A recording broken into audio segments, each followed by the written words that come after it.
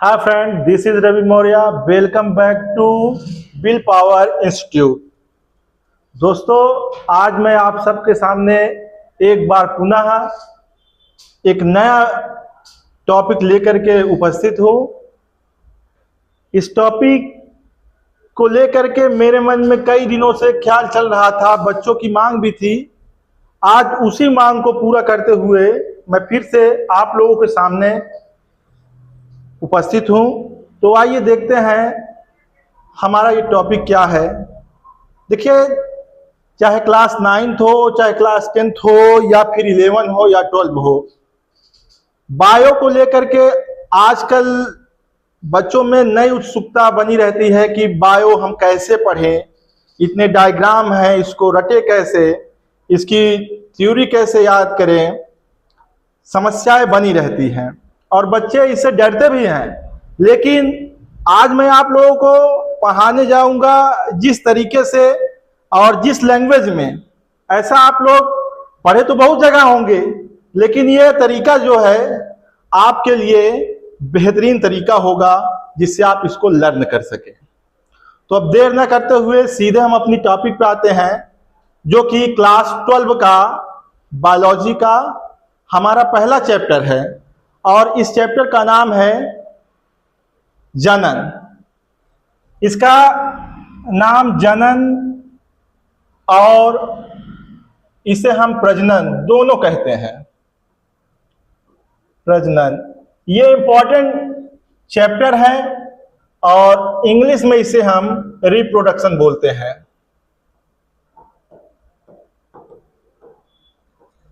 ये जो टॉपिक है कोई हाई स्कूल इंटर में ही नहीं, ये हमारे जीवन के अन्य क्षेत्रों में भी, चाहे वो कॉम्पिटिटिव एग्जाम हो, चाहे वो नीट हो, चाहे जिस तरीके का एग्जाम हो, सभी में ये चैप्टर बड़ा ही इंपॉर्टेंट है।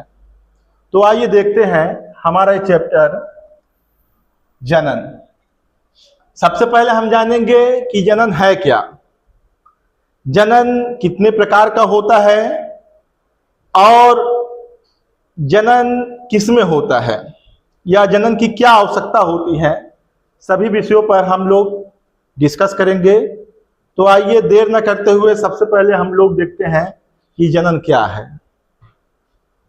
देखिए, जनन वह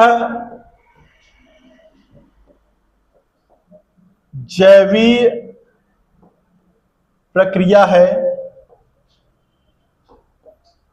जिसमें समस्त जीवधारी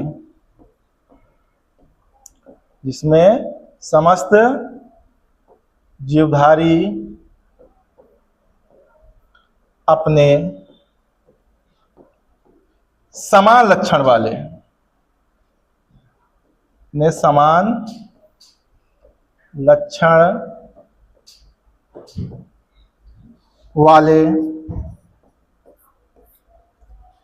संततियों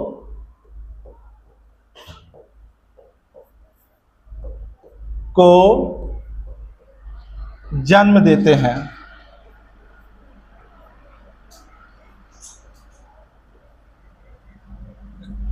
देखिए प्यारे बच्चों, ये जो डिफिनेशन है बड़ी ही सरल और बड़ा ही स्पष्ट है। इसमें एक चीज कहा गया है, देखिए समान लक्षण, कोट करते हैं इसको हम। ये समान लक्षण क्यों कहा गया है इसको भी हम समझते हैं। देखिए डेफिनेशन के हिसाब से क्या बोला जा रहा है कि जनन वह जैविक प्रक्रिया है जिसमें समस्त जीवधारी अपने समान लक्षण वाले संततियों को जन्म देते हैं। समान का मतलब यह है कि देखिए यहाँ पर जो जन्म देने की प्रक्रिया है, ये जैविक प्रक्रिया के साथ साथ यह है एक जो है दीर्घ प्रक्रिया है, इसमें काफी समय लगता है। तो इसमें समान लक्षण का मतलब यह हुआ कि जैसे हम देखते हैं कोई भी जीव हो गया, कोई भी जंतु है या पादप है, वो जब जन्म देता है तो वह दूसरे संतति संततियों को जन्म देने का कार्य करता है, कार्य करता है। इस तरीके से जनन करता है। जैसे मान लीजिए हमने जंतु में लिया गाय, तो गाय की संतान बिल्कुल हूबहू गाय से ही मैच करती है, और मनुष्य की संतानें बिल्कुल मनुष्य के जैसे ही होती हैं। इसीलिए इसे हम समान लक्षण वाले कहते हैं। क्या आपने कभी सुना है कि किसी बिल्ली, शेर, चूहा, इन सभी की संतानें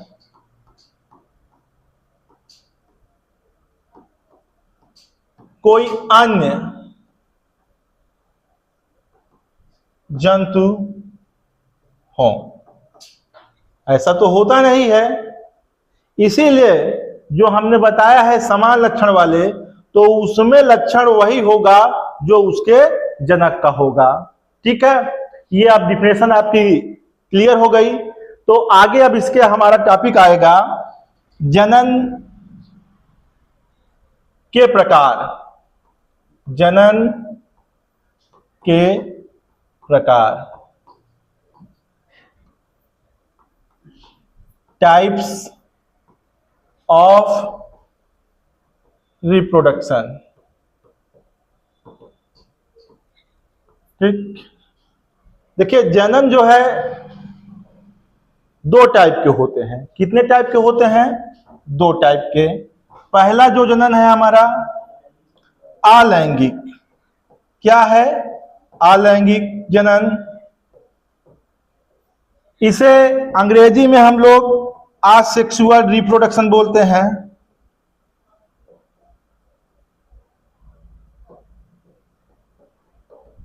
और जो हमारा दूसरा जनन है वो लैंगिक जनन है। लैंगिक जनन।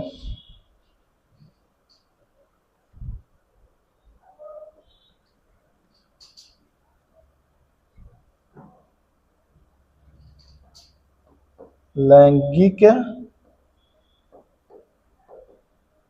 जनन। अच्छा, इसे हम लोग सेक्सुअल रिप्रोडक्शन अंग्रेजी में बोलते हैं। Sexual reproduction.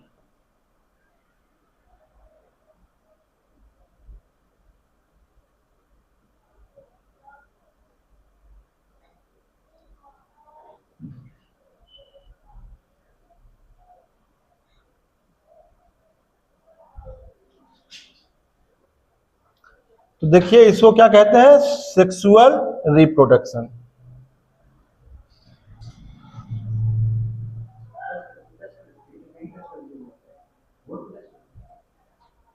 Sexual reproduction. अच्छा, अलैंगिक जनन और लैंगिक जनन। लैंगिक जनन में दो जीवों की जरूरत पड़ती है। कितने जीवों की? दो जीवों की। अब ये दोनों जीव अलग अलग लिंगों वाले होंगे, अर्थात एक जीव नर होगा और दूसरा जीव मादा होगा। ठीक, ये हमारा लैंगिक जनन है। लैंगिक जनन।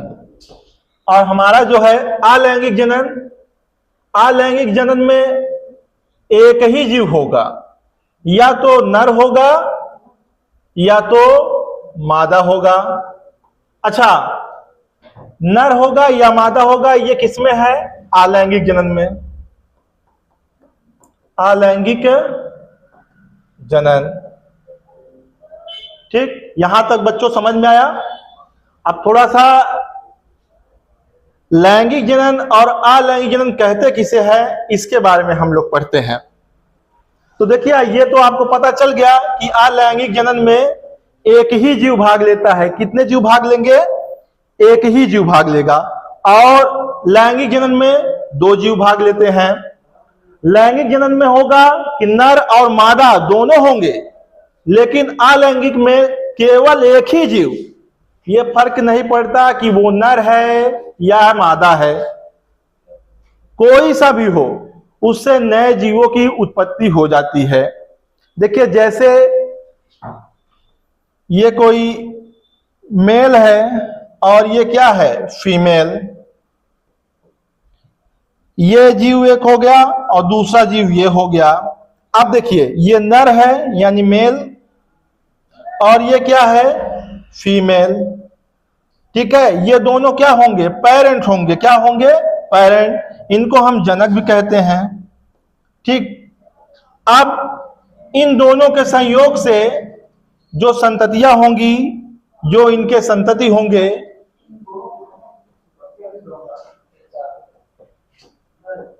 वो संतानें बिल्कुल हूबहू जो क्वालिटी आपके माता पिता में है वही क्वालिटी इन संतानों में भी होगी। इसी को हम बोलते हैं लैंगिक जनन। अच्छा, जब बात आए अलैंगिक जनन की, उसको हम कैसे डिफाइन करेंगे? तो आइए उसको हम देखते हैं। इसमें क्या होगा? एक ही जीव भाग लेगा। मान लीजिए कोई नर है, नर से ही नए संतति का निर्माण होता है। अब ये मादा भी हो सकता है, कोई जरूरी नहीं है कि नर ही हो या मादा ही हो। कैसे? देखिए आप सबने ध्यान दिया होगा कि जैसे हम लोग कोई पौधा लगाते हैं तो पता चलता है कि उसका कलम काट के लगा लिया जाए, और कभी हम देखते हैं कुछ ऐसे छोटे जीव होते हैं किसी कारणवश कट जाते हैं, फट जाते हैं और उनसे नए जीव बन जाते हैं। आप सभी ने जलेबी जरूर खाया होगा, जलेबी जरूर खाया होगा, तो आपको ये पता ही होगा कि जलेबी बनता कैसे है। जलेबी में एक जीव पाया जाता है, एक जंतु है जिसका नाम है ईस्ट। ईस्ट के कारण ही जलेबी में छोटे छोटे रंध्र होते हैं जिसमें चीनी का सीड़ा भर जाता है और हमारी राष्ट्रीय मिठाई तैयार हो जाती है, जलेबी। तो ईस्ट में जो जनन होता है वो कैसा जनन है? वो अलैंगिक जनन है। होता क्या है कि उसमें जैसे ईस्ट जनक है और इसकी कोशिका बढ़ करके, देखिए 1 से 2, 2 से 3, ऐसे एक कॉलोनी नुमा तैयार करती जाती है। ये कॉलोनी कुछ और नहीं, यही रंध्र है, इसी में सीढ़े भर जाते हैं, इसलिए हमारी जलेबी क्या हो जाती है? मीठी हो जाती है। इसके अलावा हमने हाइड्रा को देखा होगा। ये हाइड्रा चट्टानों में छिपा रहता है और पाया जाता है समुद्र के नीचे जल में। तो जब यह वयस्क हो जाता है, जनन करने के योग्य हो जाता है, तो इसके शरीर पर एक उभार बनता है। ठीक है, अब यह उभार आगे चल करके डेवलप होता जाता है और अपने जनक से अलग होकर के नए जीव के रूप में बदल जाता है।